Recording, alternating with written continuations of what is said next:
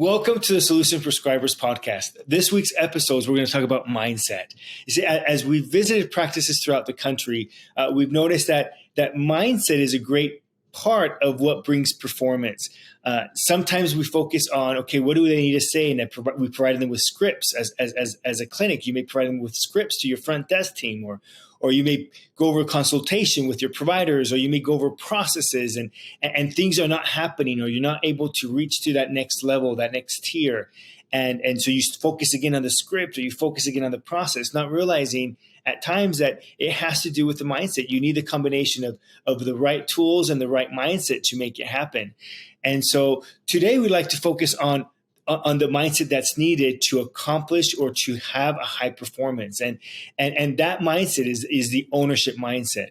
Now, not everyone is there at the same time, and not all of us are there at the same time, but the goal is that we are rowing there towards our goal, and that we try to keep ourselves in that mindset. So I'd like to take a minute and talk about maybe the three different mindsets we might be exposed to, we might be working with, we might be even exposed to ourselves to fall into one of these three mindsets. So if you have a chance to write this down, or if you just want to think about it, there's three different mindsets I want to discuss.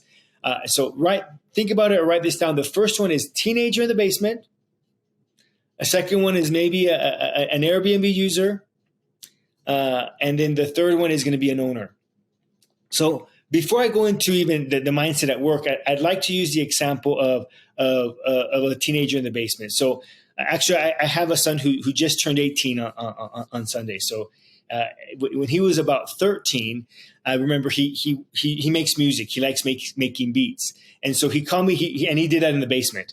And so he calls me, "Papa, come over so you can listen to my beats." And as I walk down the basement, and my foot steps on the bottom floor of our carpeted basement, it is wet. And I go, "Son, what's going on here?" And he goes, "Oh, it doesn't matter, Papa, I just jump over it." And I'm like, "What? Jump over it? What's going on?" And then we figured out what was going on and just had to shut something down. And he was oblivious. He didn't care that it was wet. He just cared about his music. And so think about as a teenager, perhaps, whether you're your own teenager or when you were a teenager or teenagers you've been exposed to, if something gets spilled on the carpet, let's say grape juice or whatever that is, how much do they care about that? Really, sometimes they won't even say it was them, and they're the only ones that live in the basement. We're like, who did this? I don't know. It's like the ghost in the house. They won't pick it up, and not realizing that if they keep it there, it just makes the stain harder to get removed. And that's that mindset, right? It's like I don't care much about what happens to the carpet as long as it doesn't affect me, the area that I'm living in.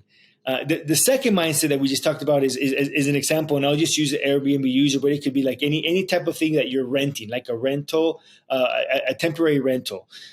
I make the reservation, I pay the deposit, and then something gets stained on the carpet. How much do you care about that stain getting removed? And enough to not be charged a deposit. And maybe even at one point you're trying to clean it. You maybe wash it off, and you go on YouTube and figure out how to clean the carpet, and you can't. And you go, well, I guess we'll just lose the deposit. Like, okay, I guess we'll just lose this time, and that's it. Even if you clean it and you leave, you're not thinking days later.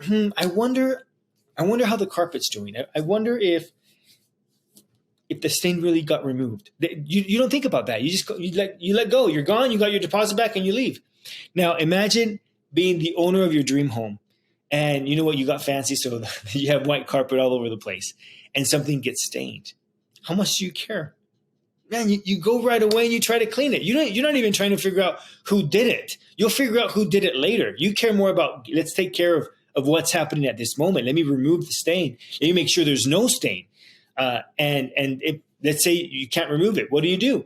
Then the next step is maybe I'm going to YouTube it or call a professional, and the professional tries to do it and it doesn't get removed. What do? Maybe I'll try to replace it. But if I can't replace it, then what do? Maybe I will hide it, maybe move furniture around until I can afford to be able to replace the carpet, but it doesn't stop. Like trying to find a solution continues and continues because you care, you're invested in making sure that carpet is clean. And so as we use those three examples, now I want to take it home and take it to our office, take it to our clinics.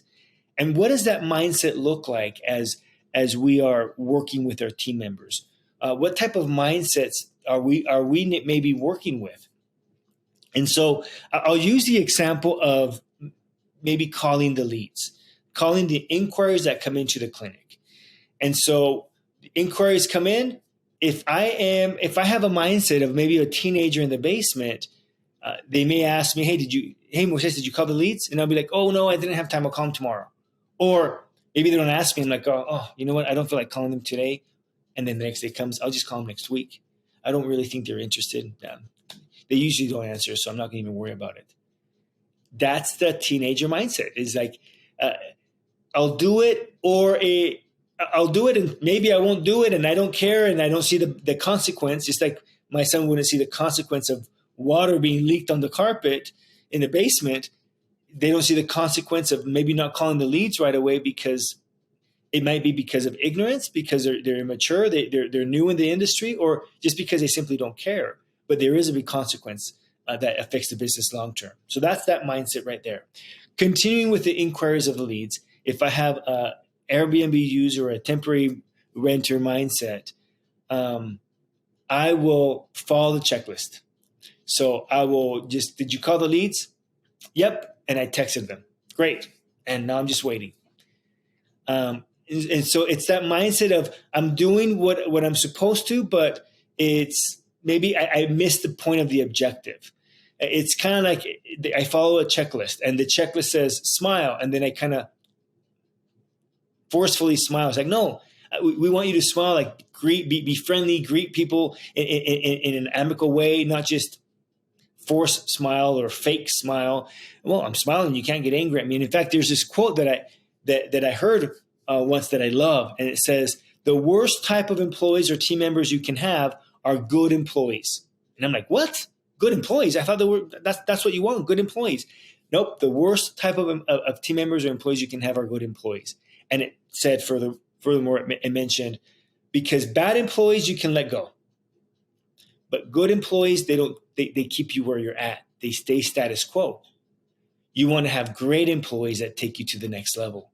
And sometimes when you're stuck, when you're not growing, when you're stagnant, you got to look at your team and say, okay, am I just a good leader or am I a great leader? Do I have good employees or do I have great employees? And I'm not saying off with their heads and let's hire great employees. No, let's shift that mindset to the next level. And so the next level, that ownership mindset where greatness happens, or great employees, great leadership. I'll continue with the examples of the inquiries of the leads. They make the phone call, they send a text, they're not responding. So now it's like, okay, what do we do? So they go to the leader and say, okay, I've called, I've emailed, I've texted, and I'm not getting the conversion, because their goal is, they understand their objective is to convert the lead to a consult or the lead into appointment. So maybe we're talking to the owner and saying, okay, what promotions can we do to make sure that for our first time, like if you book today as a first client, we'll give you X, Y, and Z. Or can I send him a testimonial? What before and after can I send that's going to entice him to book?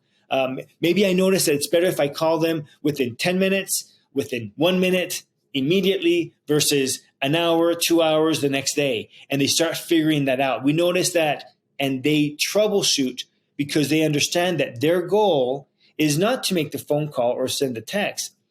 That's just the tool to be able to accomplish the goal. And the goal is to convert.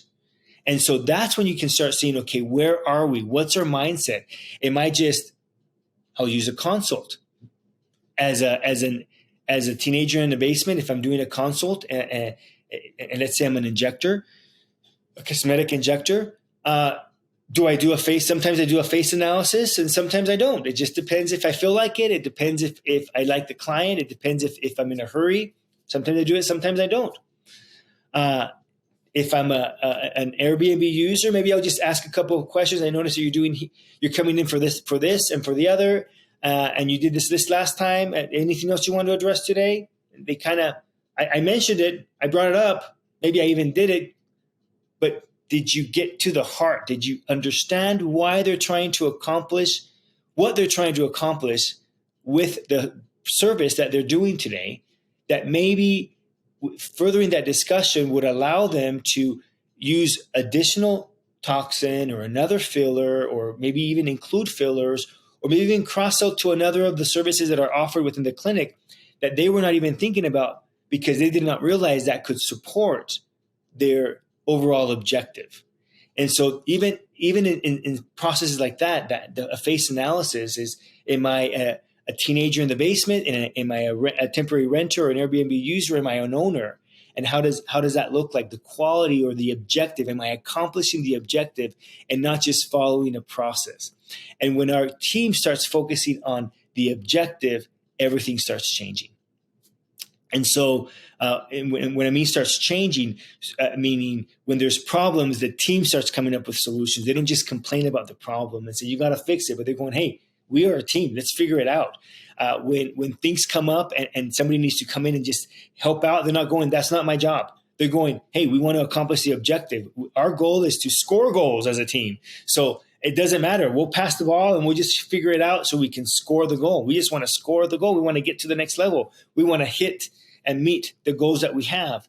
We want to take care of the patient, and let's make that process clean if we need to. Not, well, my process is clean. I don't care what the other two are. Mine is clean. No, what can I do to facilitate the passing of the baton from one to the other? That's the ownership mindset. And what do we adjust versus just saying my checklist or not even caring at all? And so as you go back to your clinics, as we go back to our teams, let's take a look at, okay, where make a list of your team, make a list of who you're playing with, your battle buddies, and say, okay, where are we with our mindset? Are we a teenager in the basement? Are we a renter or Airbnb user? Are we an owner? And then even look within. How am I behaving as a leader? Where do I stand? And how am I inspiring my team to have an ownership mindset? And that's my invitation. Our invitation to us today as solutions prescribers is that we first identify where we are as a team, and that we find ways to not just have good team members, but great team members, so that as we row towards our goal, we're rowing in harmony with the same intensity, with the same purpose. And I guess some of us will sometimes struggle because it's just a mindset thing, but that we can recognize it, call it out, and help us all stay focused on having an ownership mindset. We invite you to do that this week, and let us know how that goes. Let us know what tools and what do you do to make sure that as a team you guys are in an ownership mindset.